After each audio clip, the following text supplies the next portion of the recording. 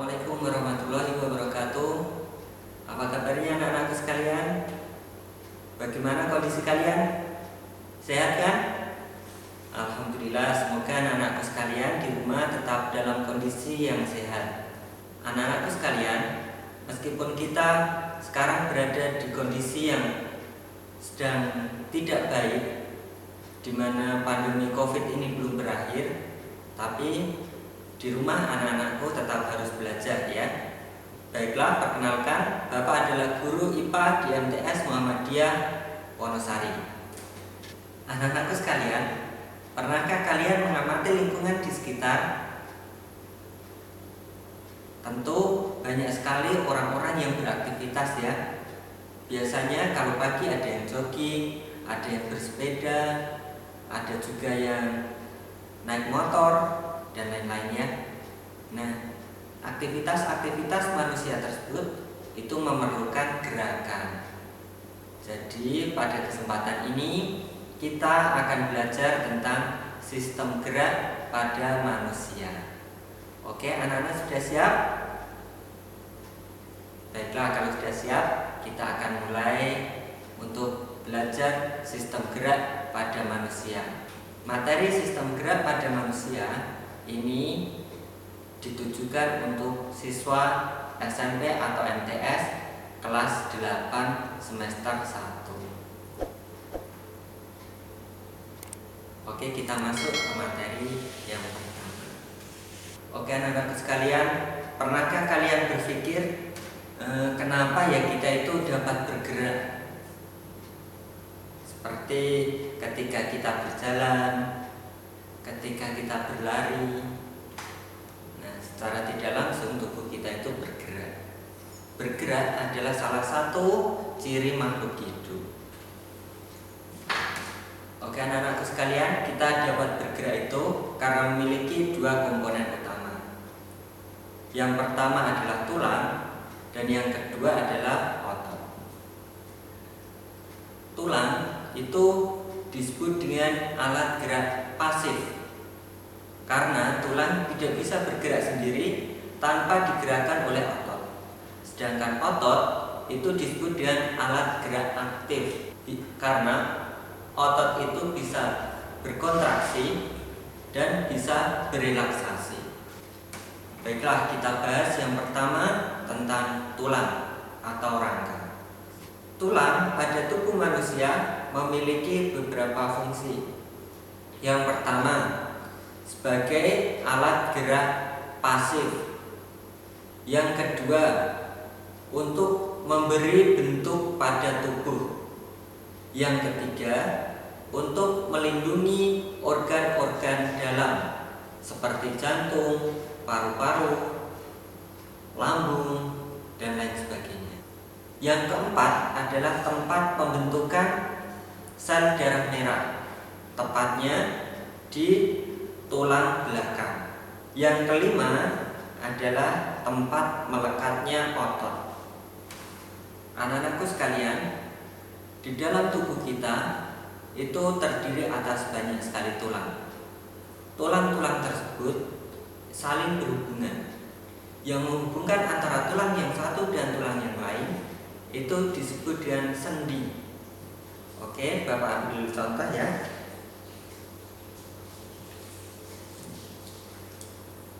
Ini adalah contoh tulang. Ini tulang lengan atas dan ini tulang lengan bawah.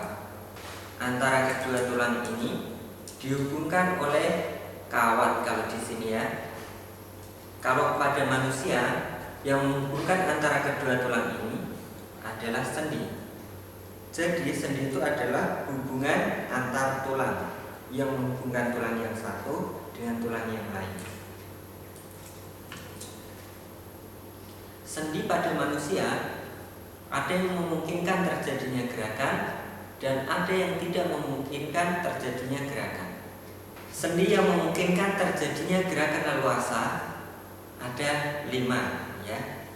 Kita bahas satu persatu. Yang pertama adalah sendi putar.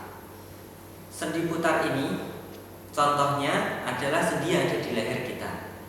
Nah, Sendi ini memungkinkan terjadinya gerakan memutar.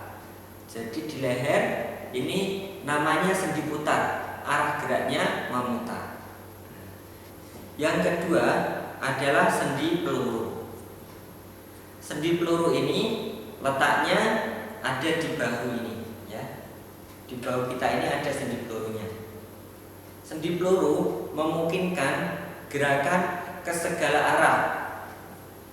Jadi kita bisa melakukan gerakan ke segala arah dengan sendi peluru, bisa memutar, bisa ke atas, ke bawah, dan seterusnya. Yang ketiga adalah sendi engsel. Sendi engsel ini letaknya ada di siku, di lutut. Arah geraknya itu satu arah. Kita ambil contoh ya. Satu, arah geraknya cuma ke atas dan ke bawah, cuma seperti ini. Yang keempat adalah sendi pelana. Sendi pelana itu letaknya di ibu jari. Di ibu jari kita ini sendi pelana. Arah geraknya dua arah. Bisa ke depan ke belakang, bisa ke kanan, bisa ke kiri. Yang kelima adalah sendi geser. Letaknya ada di ruas tulang belakang. Arah geraknya adalah bergeser, bisa membungkuk ataupun ketika kita menggeliat. Oke anak-anakku, selanjutnya kita akan bahas tentang otot. Otot pada tubuh manusia itu dapat dikelompokkan menjadi 3. Yang pertama adalah otot polos. Sesuai dengan namanya, otot ini berwarna polos, ya, tidak ada lurik-luriknya. Bentuknya ujung dan ujung meruncing, namanya gelondong. Intinya ada satu, letaknya di tengah. Letak otot polos itu berada di organ dalam seperti lambung ataupun juga usus. Selanjutnya yang kedua adalah otot rangka atau otot lurik. Sesuai dengan namanya, otot ini memiliki lurik-lurik. Nah, bentuk otot ini adalah silinder seperti pipa. Intinya banyak, tidak cuma satu ya. Intinya ini letaknya berada di tepi. Beda dengan otot polos yang intinya berada di tengah. Letak otot rangka adalah menempel pada tulang ataupun rangka. Yang ketiga adalah otot jantung.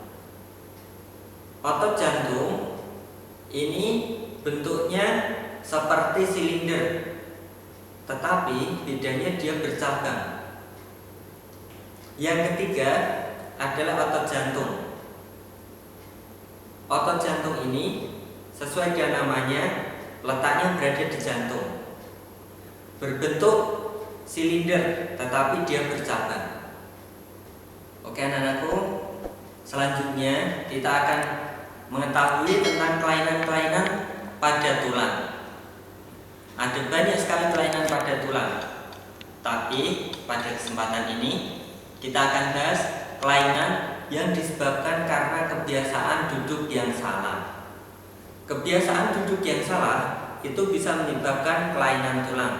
Yang pertama adalah kelainan tulang kifosis. Kifosis ini adalah kelainan tulang karena kebiasaan duduk yang sering membungkuk. Jadi anak-anakku ketika belajar di sekolah ataupun ketika belajar di rumah, hindari kebiasaan membungkuk terlalu lama ya, karena nanti tulang belakangnya bisa jadi membungkuk terus. Nah, yang kedua adalah lordosis. Penyebabnya adalah kebiasaan duduk yang salah, yaitu sering membungsungkan dada. Jadi duduknya seperti ini terus, dan ini berlaku dalam waktu yang lama. Nah, nanti lama-lama tulang belakang kita jadi seperti ini terus, dan kita kesulitan ketika akan membungkuk. Yang ketiga adalah skoliosis. Maksudnya adalah kebiasaan duduk yang salah, yaitu terlalu lama menengok ke kanan atau ke kiri. Jadi kebiasaan duduk yang seperti ini jika dilakukan terlalu lama, itu tulang belakang kita bisa berubah strukturnya. Nah, lalu bagaimana sikap duduk yang baik? Sikap duduk yang baik itu adalah yang tegak. Boleh tidak kita membungkuk? Boleh, tapi tidak terlalu lama. Boleh enggak kita membusungkan dada? Boleh, tapi tidak terlalu lama. Boleh tidak kita menengok ke kanan atau ke kiri? Boleh, yang penting tidak terlalu lama. Demikianlah anak-anak sekalian yang kita pelajari hari ini. Hari ini kita telah belajar tentang tulang, kelainan tulang, sendi, dan juga otot ya. Nah, semoga yang kita pelajari hari ini bisa bermanfaat untuk anak-anak sekalian, dan sampai jumpa. Tetap semangat, Majmuri Jaya, Majmuri religius dan cendekia. Assalamualaikum warahmatullahi wabarakatuh.